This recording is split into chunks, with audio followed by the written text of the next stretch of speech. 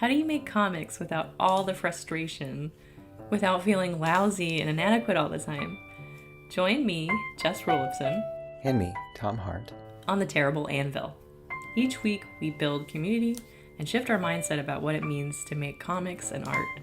We're working through the whole process, one piece at a time, turning our suffering and angst into fun and glee. Join us at sawcomics.org.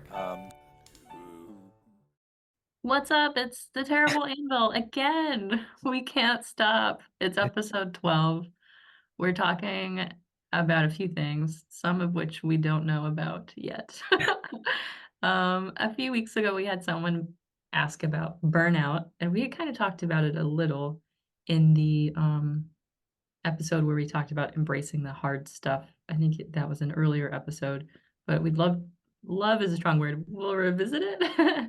And then I was also tying into these very abstract ideas I have in my draft of the Bootlegger's Guide to Comics. Tom printed like a bootleg version of the Bootlegger's Guide to Comics, and I forgot to bring it, but he's holding it up there in his virtual basement.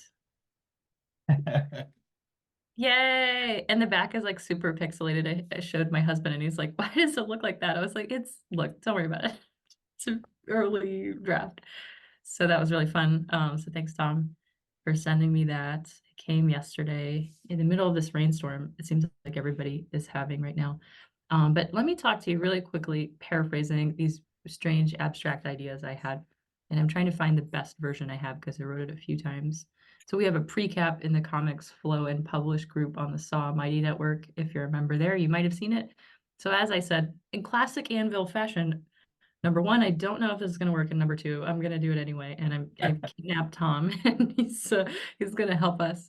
So the themes I'm thinking about is like that phrase from horror movies: the call's coming from inside the house. This fear that like the thing that you're afraid of is actually inside the house. But I was like, what if the call's coming from outside the house, where you're less concerned about your own abilities and skill sets, or just being less eye-centric in general with the story you're telling and staying connected and curious about the world. Even when your story is about yourself and you're working a memoir, there's always a chance to zoom out and let some air into your story and process, which I think is really useful. And then also the power to tell stories does come from inside. I believe that you have the strength, the skills, and equipment necessary right now to make the story you want to make, which is crazy, right? You're like, oh my gosh, I can't believe it. And then so trying to tie those two things together. Joe Warden, one of our SAW members, asked a few weeks ago about burnout. So I was like, maybe these things are related, maybe not. We're gonna try it out. And then there was a lot of interesting comments in the pre-cap that we can pull out as we're chatting about it. So I don't really know. What do you think, Tom? What's your assessment of this crazy idea? I'm still getting my brain around You're it. like, what does this mean? Maybe it's too many things. I No, mean, well, it seems like you're trying to cover a lot of things. What is the balance between our own personal connection to the work, and what is the balance between the outside world? Is that part of it? And how much? And I heard the word fear in there. Is that's an internal thing, I think, and does the external help us with that? I'm not sure. Um, and I don't know. I'm really curious as to there are a lot of I'm hearing a lot of different things, so I'm wondering where yeah. you would Well, start. and these ideas are really abstract. So I was like, well, what's a good example? And in the pre-cap, I said, well, an example that I could use specifically about like maybe potential like uh a meeting of all three weird ideas is I'm working on a nonfiction short form piece. It's coming out very soon next week. And so I'm on a much tighter deadline than I prefer to work. I like being very leisurely, and this is requiring several hours of work a day, which I also don't love. I like, well, working slowly. But the work is also going slow, even though I'm sitting with it for long periods of time. So, and the content itself is kind of heavy. There's some dead bodies. I won't give too much away. literal dead bodies I'm drawing. So that wasn't my idea. That was the choice of the art director, and I do what they tell me to do.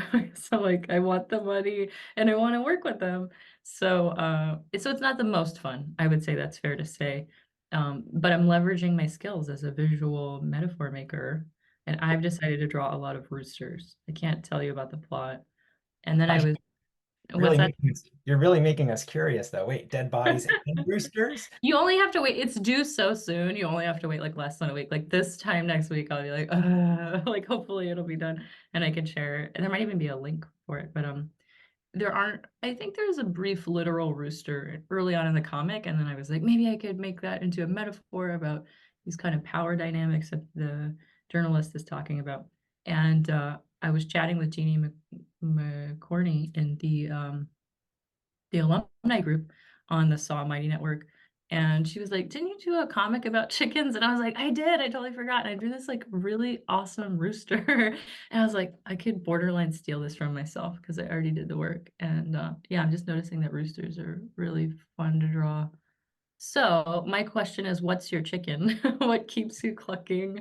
So there's different strategies for like getting through short form or long form stuff. And I've heard people talking about long term projects in any genre, fiction or memoir, up against a deadline. Even the students in the quarter 4 of the year-long program right now, they have a deadline. 6 pages isn't, it depends on who you ask, but I think that's like a pretty ambitious number of pages.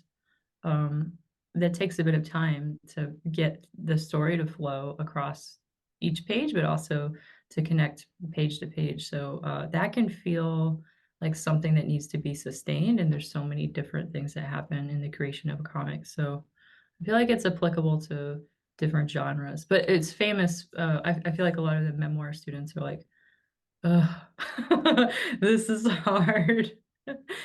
Uh, so I don't know. And Tom has more experience with the memoir, so I don't know. And we did talk about some of this already, so I don't know if I'm being redundant, but it was something that was on my mind. And the main seed of the thought was like the inverse, or what I'm afraid happens sometimes is that I get so locked into my own specific idea and I shut the world out that I get kind of calcified, borderline like bitter or have like a chip on my shoulder about it. And I become weirdly protective over this idea and I don't want to collaborate and I get really annoyed. I don't know. So I was like, well, what's the opposite of that? I was like, I think you can make work that's deeply personal to you without being completely pissed off all the time.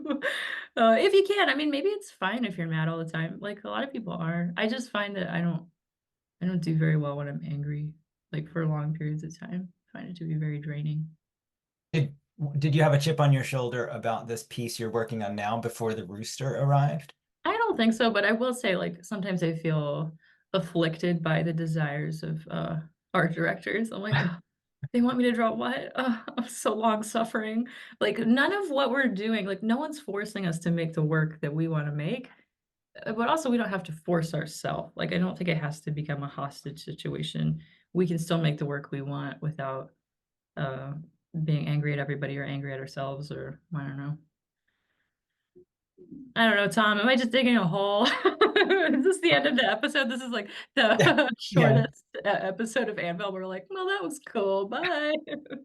we don't even know what we just talked about. Yeah, The, I don't know what happened, but it's I good to remember, see you. I remember like around 10 or 12 or 15 years ago, I remember Dash Shaw, I think just casually in an interview, and it might even have been in person because he came down and talked at Saw for a week, um, said something like, and I mean, this is the like kind of the premise of our show, but back then it was kind of like a weird idea. And he was like, you should never draw anything you don't want to draw.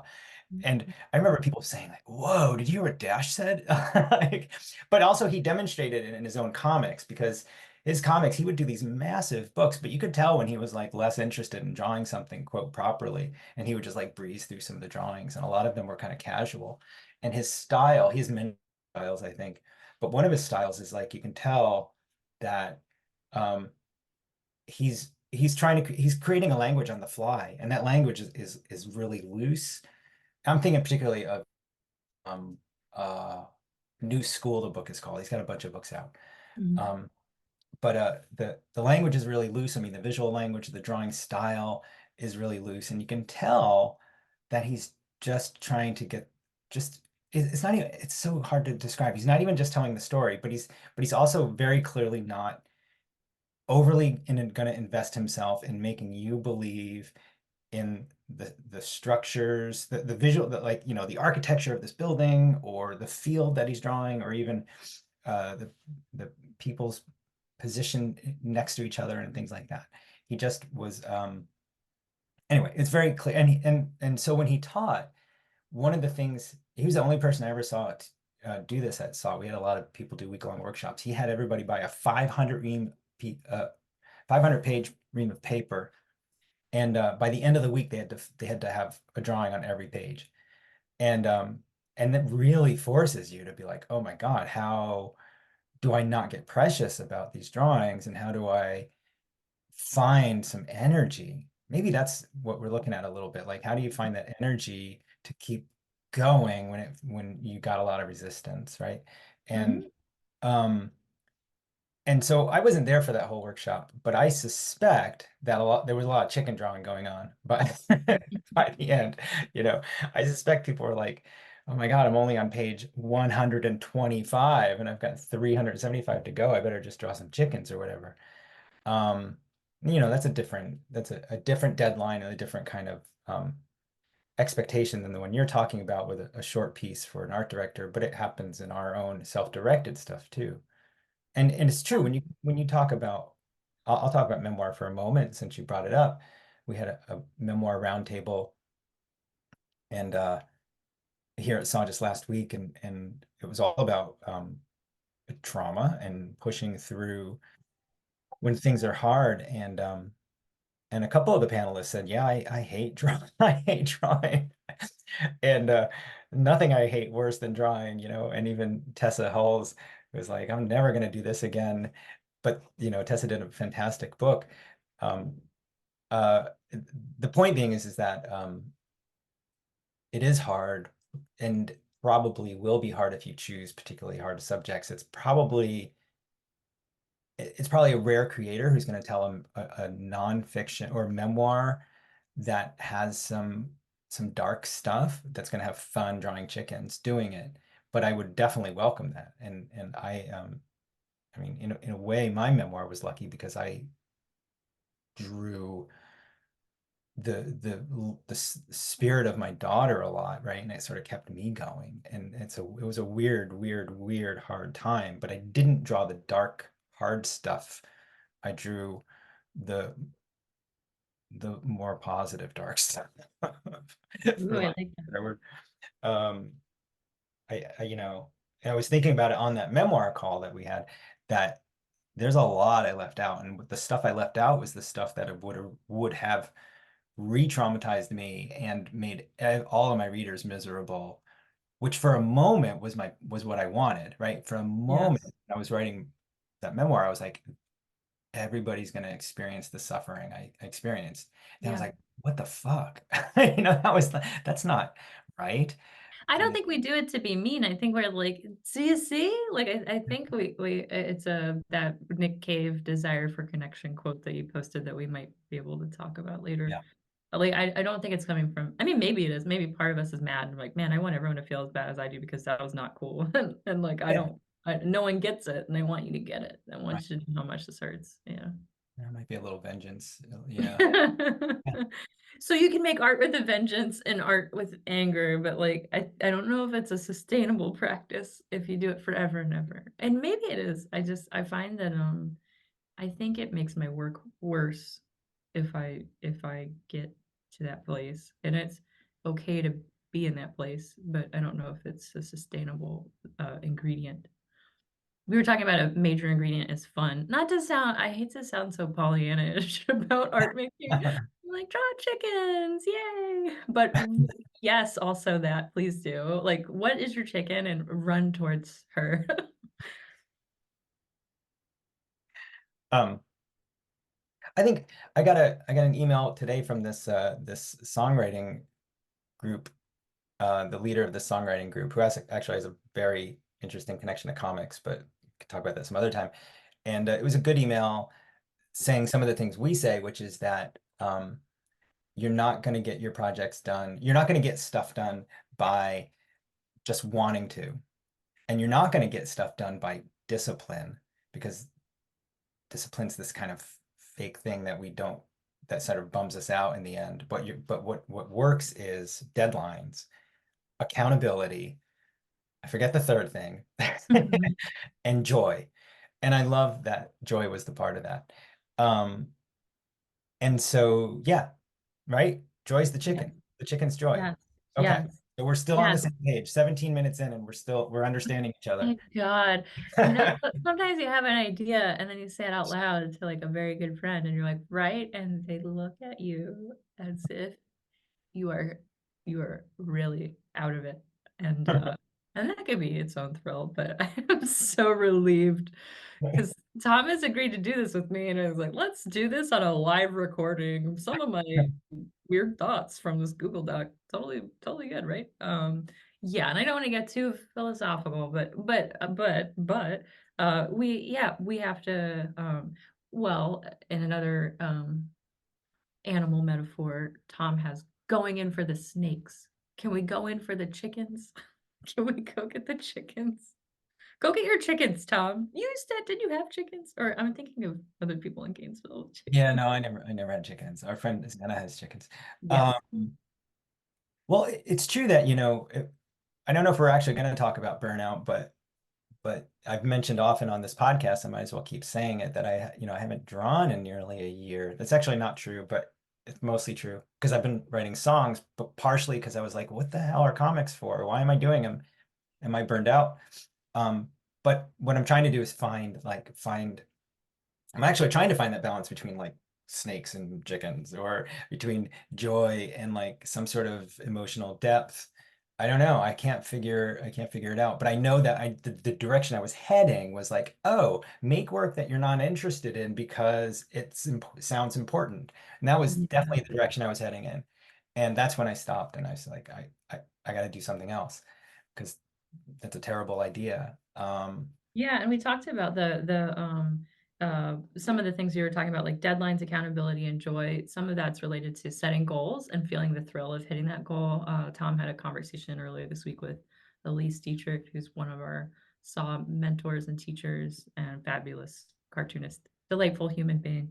Um, and I was sort of not naysaying goals in particular, but I can get on the hamster wheel of goals and be like, "I'll do this, and then I'll do this other thing, and I'll do this other thing," and, I feel so crappy. Like, I think I do the thing, and art is a sustaining thing. It is something that gets us through, but also, on the other hand, it can be something that's sort of self-abusive. It's like getting really into going to the gym or something. right. I'm always mistrustful of exercise. It's probably better for you than I say, but yeah, making stuff that seems important. I'm also like, I need to do stuff that seems important, AKA like work on comics every day or practice drawing or get a new client to work with or get a book deal or something like that. And just the older I get, the more I'm like, what? I mean, I'm proud, but what is all that? Like, is that life? Like, could I have more fun in and I also think there's this pressure to share your work and connect with people that also turns into capitalizing and making a lot of money on that in the crucible of capitalists, you know. You gotta hustle the art hustle. So, like, could I have the hustle without the, uh, resentment or whatever's going on? I should probably just talk to my therapist about this. Be careful. Let's keep this pragmatic at least. Yes, yes, yes, yes, yes, yes. It's not that's a me problem, not a you problem. Thank Um, I mean, it's interesting. Like joy is sustainable, and anger and other things are important, but maybe less sustainable. Um, Almost certainly less sustainable. you had talked about like how sometimes the negative feelings on making art and being very broad come from our expectations on making something, what it might look like or what it might feel like. I think there is an expectation of art making, if not from ourselves, easily from larger society that like art is happy. It gives you joy. You should do it all the time. It's the best thing ever. It's happy-go-lucky. Like, Mm. it's not always, I mean, sometimes there is the picture of the suffering artist or the tortured artist, but I do agree with you that joy is sustainable and strengthening and fortifying. But also, like, I think it sometimes I get disappointed making stuff in thinking that it's gonna make me happy all the time because I don't think anything we love makes us happy all the time. It's like a textured experience. Well, here's the question. Um, Joy is awesome and is sustainable, but it might not create meaning in our lives as much as other things. And I'm sort of throwing this out as a possibility for the moment. Like um creating, when we reflect, because you were just saying, like, I look back, oh, I got this book deal, I made this book, I made these things, and I was like, is that all? Is that all there is, right? Yes. And and so something in the meaning making machine didn't happen. Or you just lost track of it, which is probably more likely. Um, and so we sort of have to connect with and figure out for ourselves what projects are going to mean something and are going to create meaning in my life and going to create a sort of structure inside of me that that sort of builds and attracts other meaning. I don't know. It's really complicated and hard to talk about. But my point, or at least my question is that we can have joyful art experiences, but it's possible that if that's all we seek, in the end, it might feel a little empty. Hmm. Or in the end, we might just want something else. Because like I'm just like, it's what year is it? 2024. I'm just now starting, like, I've got 2 days in a row of working on Procreate for that's the first 2 days in a row I've ever logged on Procreate. And I'm like, oh, this is kind of fun, right? So I actually could probably get into a rhythm of joy with that pretty soon. But pretty soon, probably what would happen is I'll be like, all right, this isn't fun anymore. It's just kind of blind fun, or it's just kind of, what do I mean? It's kind of like, I'm not paying attention. I'm just kind of like joyfully noodling. And sooner or later it needs to mean something. But for me, that's what it would mean. I would need it to coalesce into something. And so what probably would happen is I'd probably set some goals for myself, but hopefully they'd be small, attainable ones. Like, can I create, can I learn to make marks in a way that interact in a way that I like better? Or can I create something, the first thing a lot of people do from the switching from analog to digital or from one form to another is like, can I mimic what I used to do? Which is probably a bad idea. But anyway, if I set myself some goals, that probably would be the next step, and we'll start to create a little bit of meaning and probably set up another chance for a different kind of joy once I start hitting those goals. But then not hitting those goals is frustration and feeling lousy and all that stuff. But that's okay, because as you make art over a long course of time, you realize like that reaching those next levels where you've changed what you're doing is actually more meaningful and more exciting, to be honest, than the mere joys you were getting previously.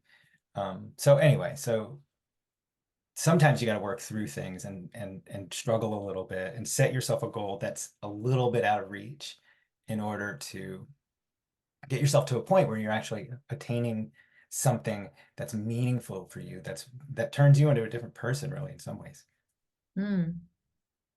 I was thinking of that phrase, the struggle is real. I'm gonna turn it into the struggle is meaningful. It turns out it's real and it has information, right? Yeah, I mean, the concept of meaning is a really important one. It's probably hard to parse out at the moment, Yeah. um, but I think that's what we're all searching for, more than mere. I mean, some people are just pleasure junkies, and they're kind of cool to have around for half a day or Tom, I whatever. need that dopamine. Right. Let me have my chickens. Yeah, bring so and so over to the party. They've always got a crate full of chickens, but make sure they pack them up when they leave. And Yeah. I don't know. And then us introverts all sort of want to reflect afterwards. Like, oh, that was a good party. I'm glad the chicken person came, but whew, too many There are chickens. feathers everywhere. Yeah, It's there's feathers got everywhere. a little bit of cleanup to do. There's Somebody's big energy. all right. So I don't know. Maybe this is too much metaphor. What are we talking about? Oh, well, you had Um, mentioned a really cool thing, the Rhythm of Joy, which sounds like your second studio album. I can't wait to listen to. I've got five. I've got five Okay, studios. sorry, I can't keep track of you, Tom. It's prolific. Six. Yeah, well, two things that I was holding on to. The Rhythm of Joy made me think of this wonderful collection of essays by Ross Gay, who's one of my favorite living poets. He's American, and his book is called The Book of Delights. Yeah, he had made a sequel.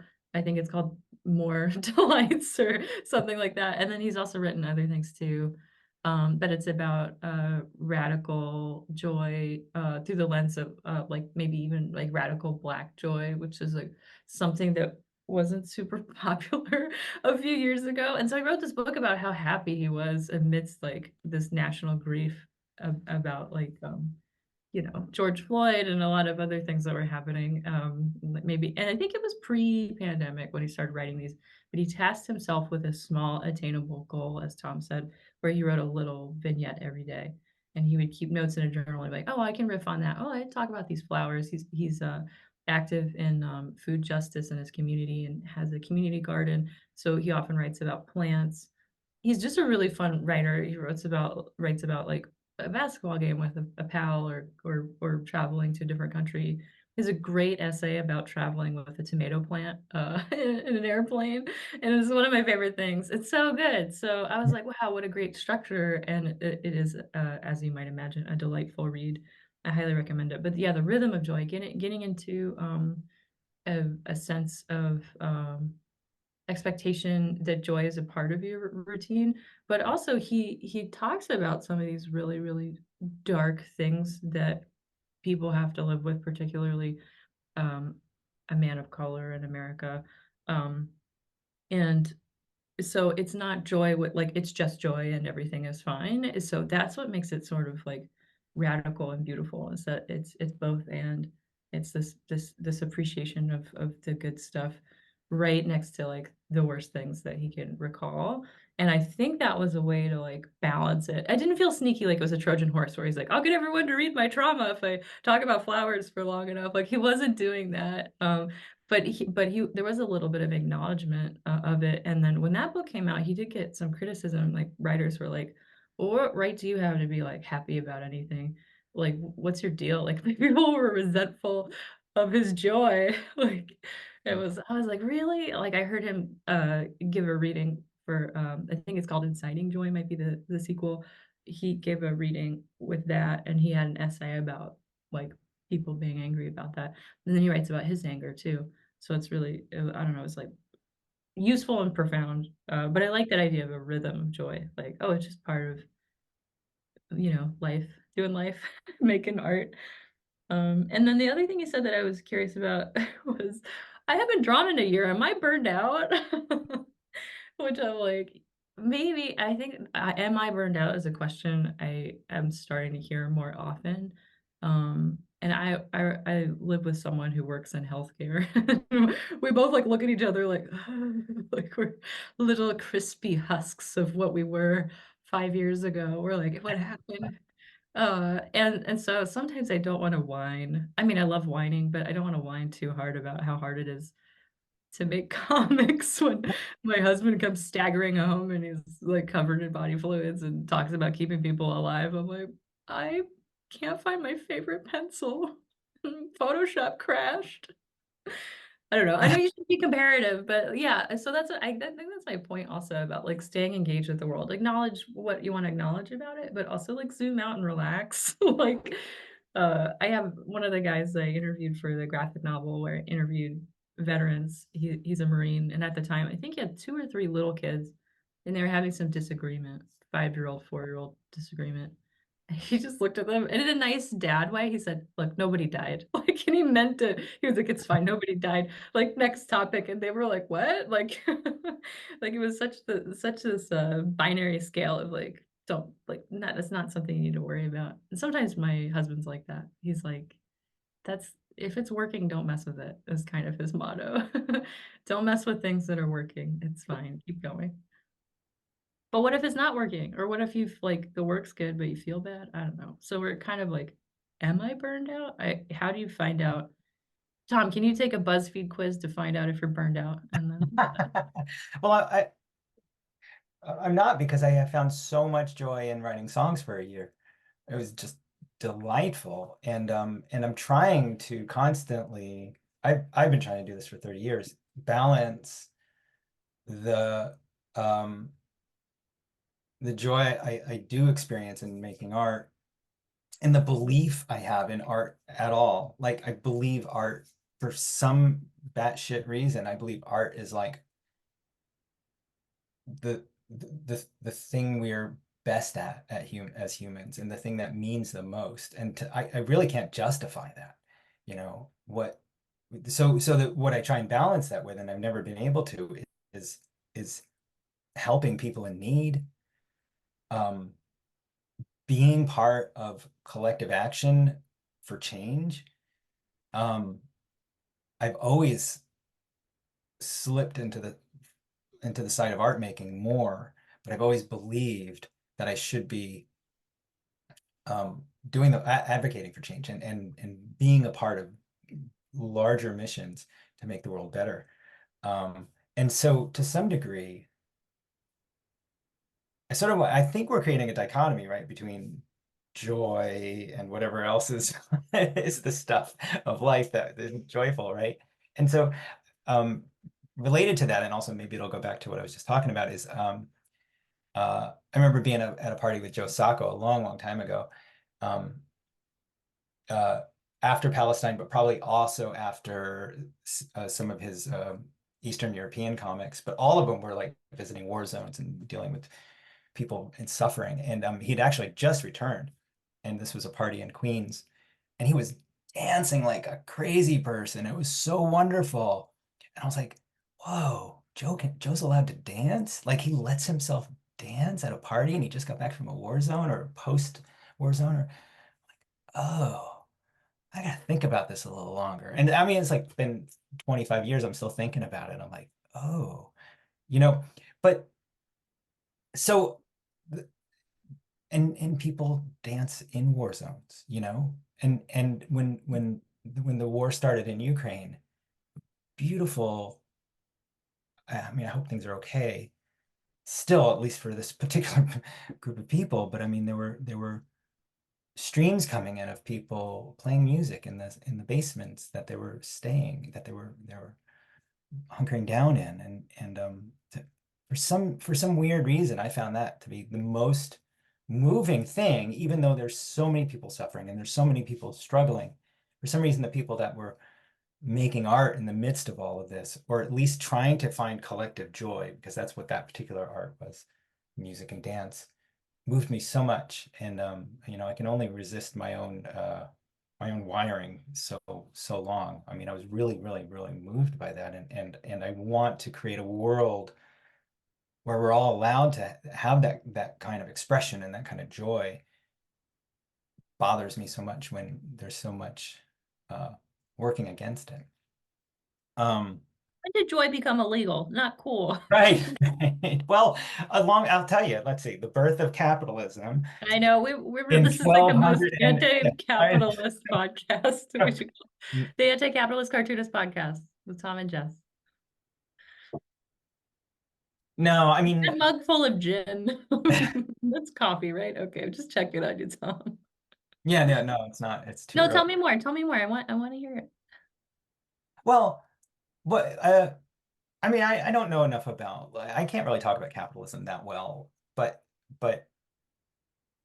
there's, you know, there are ideas that in general, what capital has done, capitalism. I'm going to use capitalism as a giant antagonist.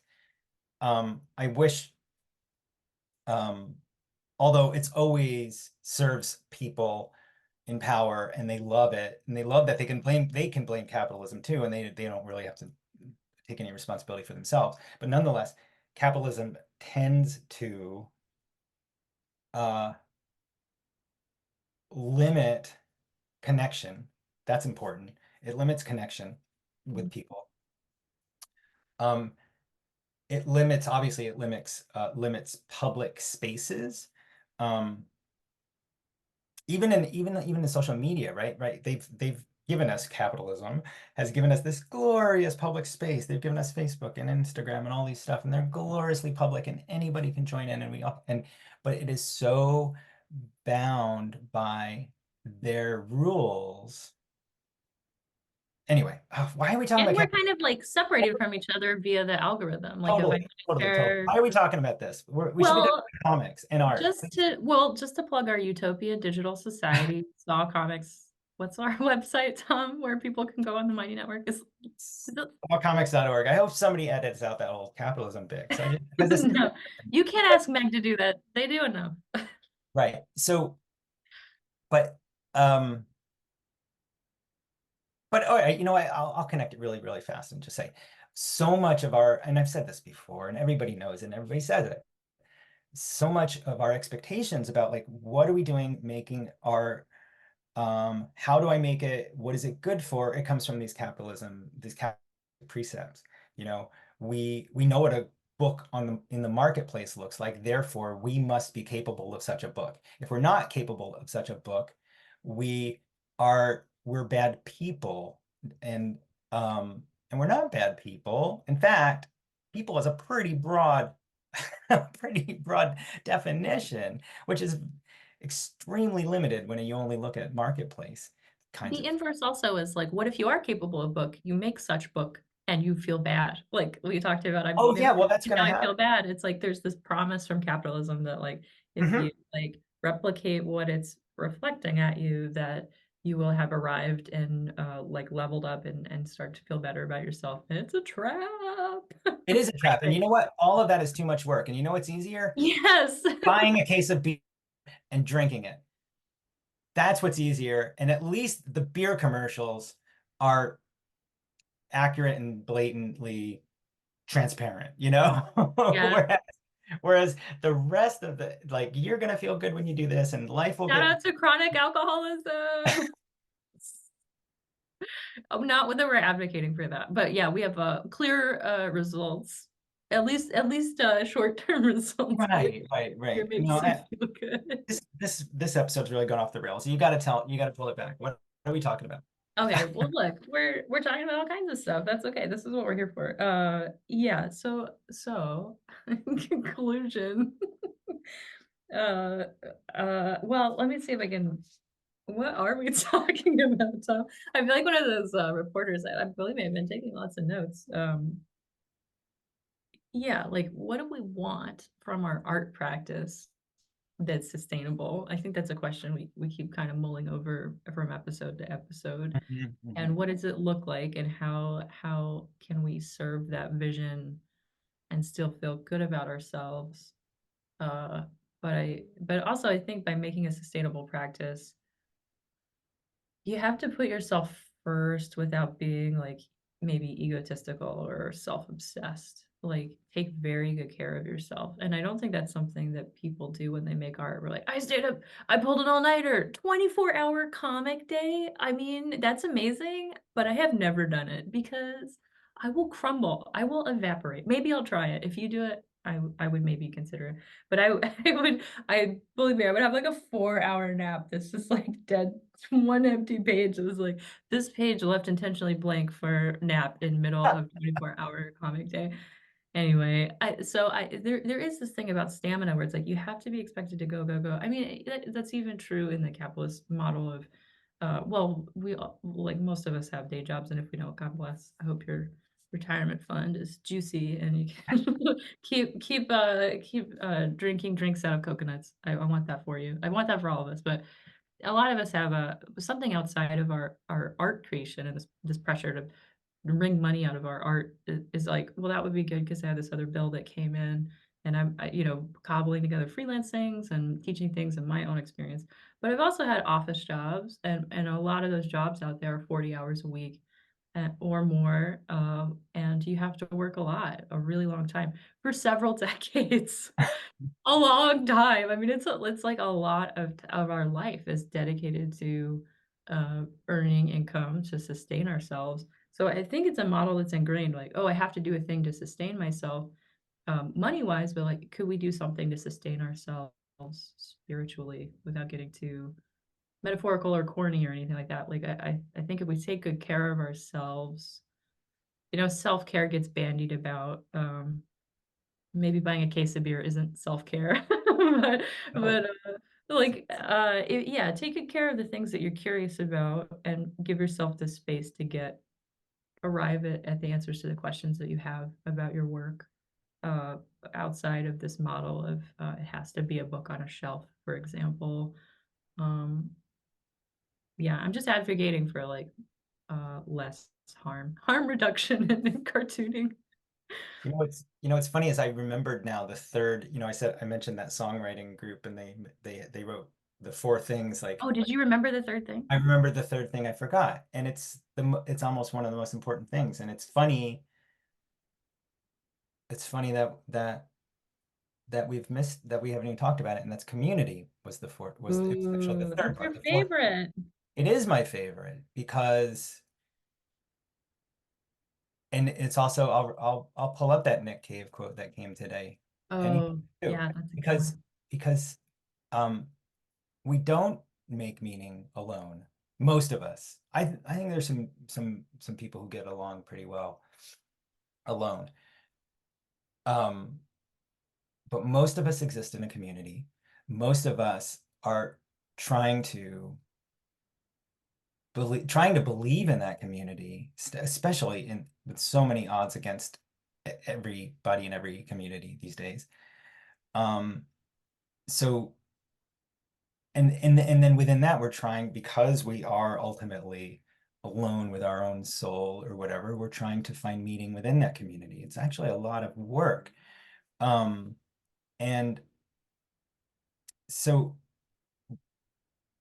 so what you were just saying about like my art practice, my spiritual practice, some of that um that kind of language I use too, and I actually forget sometimes about the community portion of it. It's like sometimes I think, oh, I have to get more in tune with my own practice. I have to, et cetera, et cetera. And I do think that's true, because I do think this particular art form, at least my version of it, it involves a lot of solitude.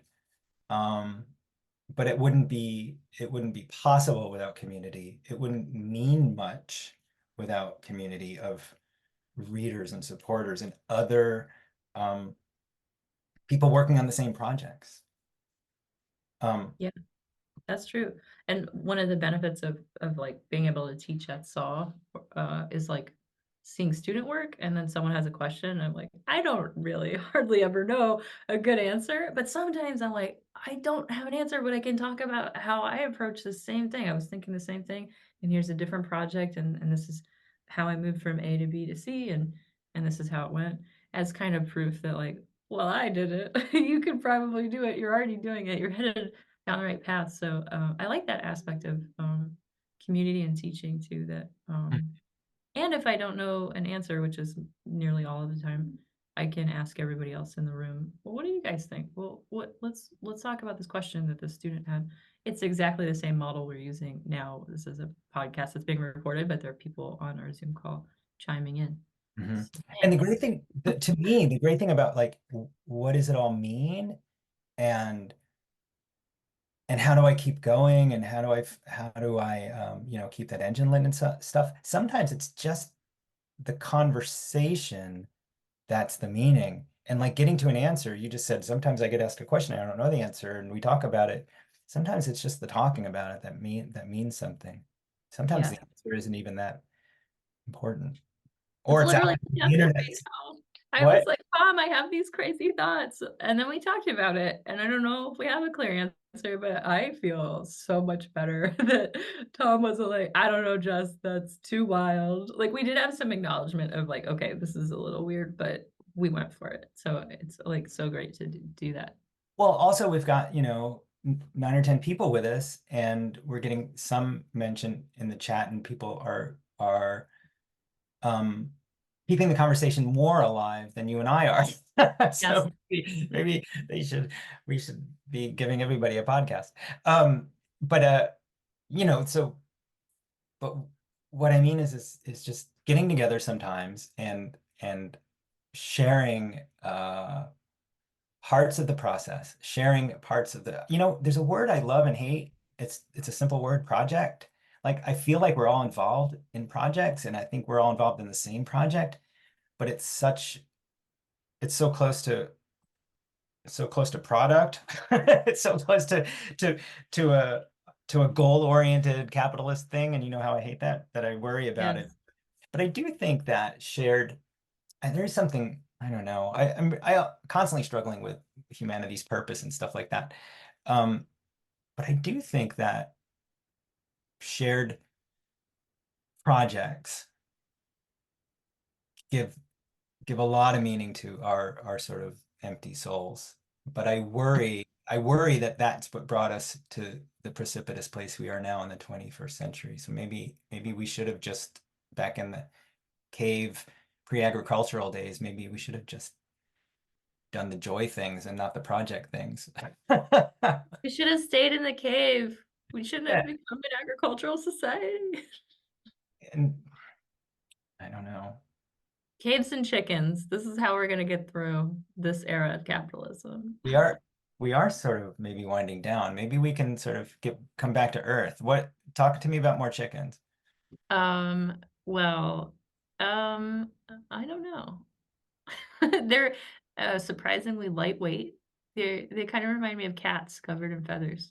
My cat is not lightweight.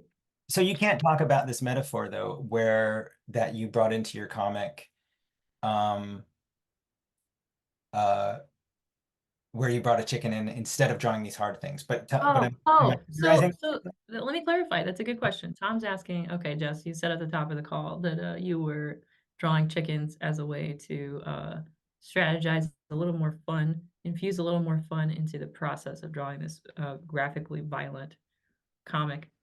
I still have to draw the ugly parts, but I get my chickens. So it's sort of like I really have to eat the burnt, soggy Brussels sprouts. Ah, it's not that bad. It's gonna be fine. And Violent? also, It's I'm violent. famous for I'm famous for avoiding gore in my comics. So like I will find a way to artfully silhouette the really disgusting stuff or crop. I love cropping. Oh, that caption box has to go right above. Yep, that looks great. Looks awesome. So just because I said I was going to draw it doesn't mean you'll be able to see it.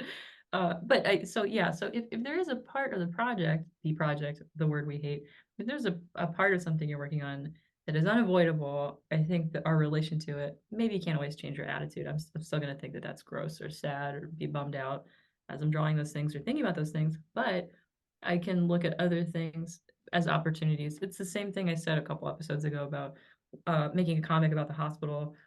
It's not Disneyland. It's not the most happiest place on earth. Famously, not a fun time if you're at the hospital as a patient and arguably as someone who takes care of sick people.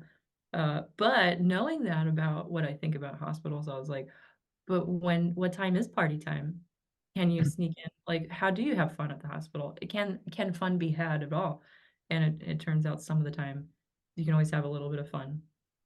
So even if it wasn't explicit, um, yeah, I think Anita said like I'm paraphrasing, but like they find things in the drawing itself. Some might not be explicit, like knee slapping puns or something like that, but there's some little detail or some little thing that's like shining a light in the process. And it's not always in the darkest comics. I tend to talk about nonfiction, and not every nonfiction story is the worst thing ever. Or memoirs, like a lot of them are really delightful and not sad. It just happens to be that sometimes when we make stuff, this heavy stuff comes up, and I feel like that's a normal part of making it. So, so yeah, I think it's the same thing that Ross Gay is doing. He's doing it much better than I am, but he's directly dealing with things head on that are serious. But he's also like, but check out this little tomato plant. It's the best thing ever. So delightful. But let me ask you, and you don't have to give specifics, but you're being asked to draw something violent or just gory. Uh, Tom, you said on the last episode, you're like, the older I get, the more I realize I don't have to directly answer a question. And I'm like, oh, I can use that answer. So like, I will not answer that question. But yes, the short answer is there are dead bodies that I have to draw, and I will move the camera as far away as possible from them and orient them feet first towards us, and I will silhouette a lot of it. So So that, not a violent act. And well, but it's the end of a violent act, the murder. These results of people were violence. murdered. Well, Yeah, I'm asking because there's a lot of reason, there's a lot of good reason to not ever draw those things, you know? yeah, Uh, I'm I,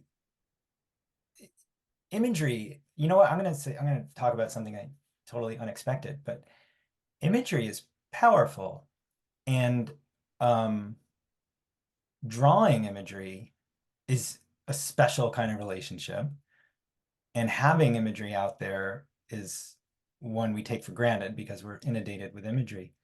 But to me, if you, I mean, you obviously have your own relationship with your clients and with your work and all that stuff. But to me, it seems like if you were to be asked to draw a violent act, you would have all the validity in the world to say, I'm going to get around that. I'm not going to draw that. yeah, I don't yeah, want to. Me yeah. personally, I wouldn't want to draw a violent act, and I wouldn't want to add another one out there. Yes, Um, I agree. but I guess I was just expressing a little bit of surprise that you had a client wanting you to draw violence. But if you're saying you need to show dead bodies, I certainly understand that. That makes sense. Um, so I think I was just asking about that.